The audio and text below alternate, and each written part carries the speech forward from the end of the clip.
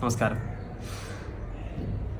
ജീവിതത്തിൽ ഇന്നേ വരെ ഒരു വാക്കോ ഒരു വരിയോ അല്ലെങ്കിൽ ഒരു പേജോ വായിക്കാത്തവരായിട്ട് ആരും നമുക്കിടയിൽ ഉണ്ടാവില്ല. അത് പല കാരണങ്ങളിലൂടെ ആയിട്ട് നമ്മൾ തുടങ്ങിയതായിരിക്കാം. ചിലപ്പോൾ പഠിക്കാൻ വേണ്ടിയിട്ട് അധ്യാപകർ പറഞ്ഞിട്ടോ ആരെങ്കിലും നിർബന്ധിച്ചിട്ടോ ചിലപ്പോൾ ഒരു ആകാംക്ഷയിലൊക്കെ തുടങ്ങിയതായിരിക്കാം.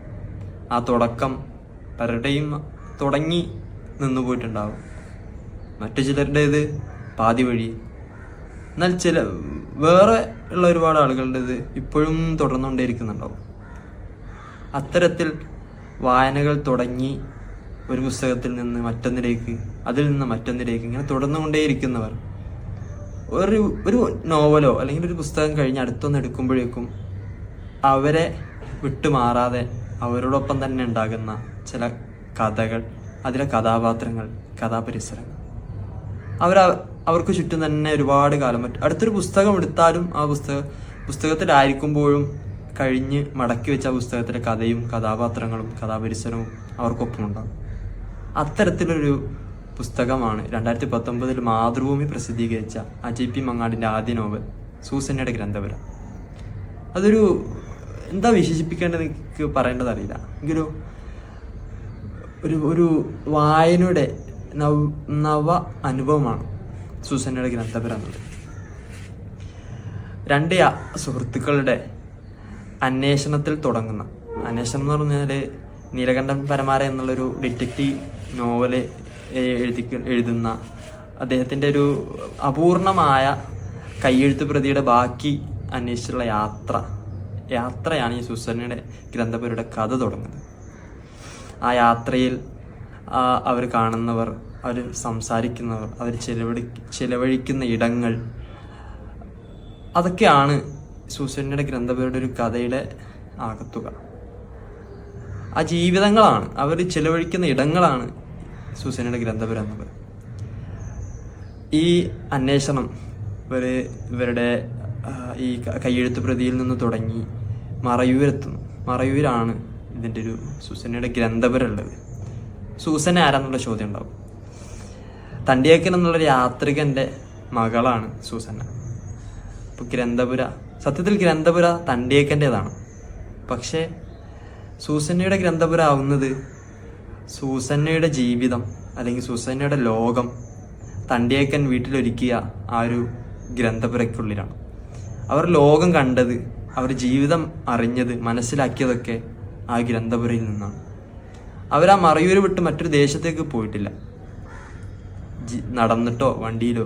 പക്ഷെ അവർ വായനയിലൂടെ, അക്ഷരങ്ങളിലൂടെ പോയിട്ടുണ്ട്. അത്തരത്തിൽ വായനയെ സ്നേഹിച്ച, അക്ഷരങ്ങളെ പ്രണയിച്ച, ജീവവായുവാക്കിയ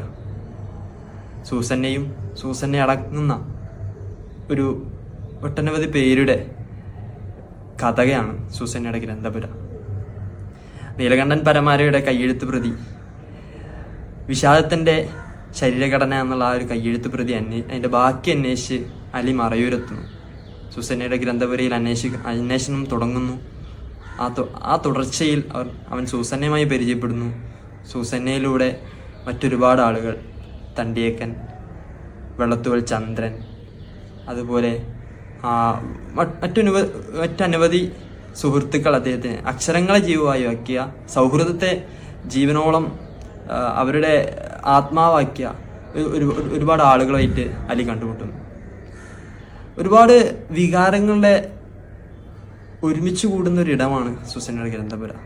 സ്നേഹം, സൗഹൃദം, പ്രണയം, അങ്ങനെ തുടങ്ങി ഒട്ടനവധി വികാരങ്ങൾ ഒരിടമാണ് സൂസന്നയുടെ ഗ്രന്ഥപുര എന്നുള്ളത്. ശരിക്കൊരു സൂസന്നയുടെ ഗ്രന്ഥപുര എന്നുള്ള ആ ഒരു നോവല് സാധാരണ നിലയിൽ നമ്മൾ വായിച്ചു പോകുന്നൊരു നോവൽ ഘടനയിൽ നിന്ന് മറ്റൊരു പുതിയൊരു അനുഭവമാണ് നമുക്ക് തരുന്നത്.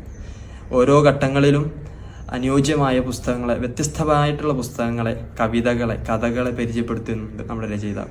അദ്ദേഹം ഒരു പരന്നൊരു വായനക്കാരനായതുകൊണ്ടായിരിക്കാം അദ്ദേഹത്തിൻ്റെ ഈ ഒരു നോവൽ ഇങ്ങനൊരു ഇത് വന്നിട്ടുണ്ടാവും.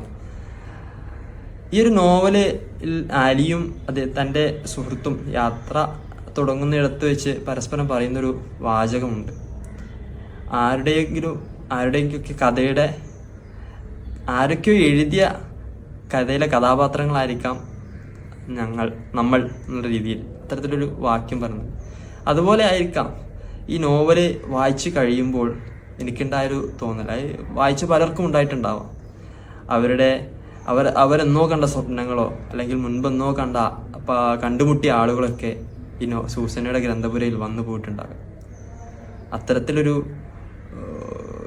കഥാപാത്രങ്ങളെയും കഥയുടെയും കഥാപരിസരങ്ങൾക്കിടയിലാണ് സൂസന്നയുടെ ഗ്രന്ഥപുര നമ്മെ കൊണ്ടെത്തിയിരിക്കുന്നത്.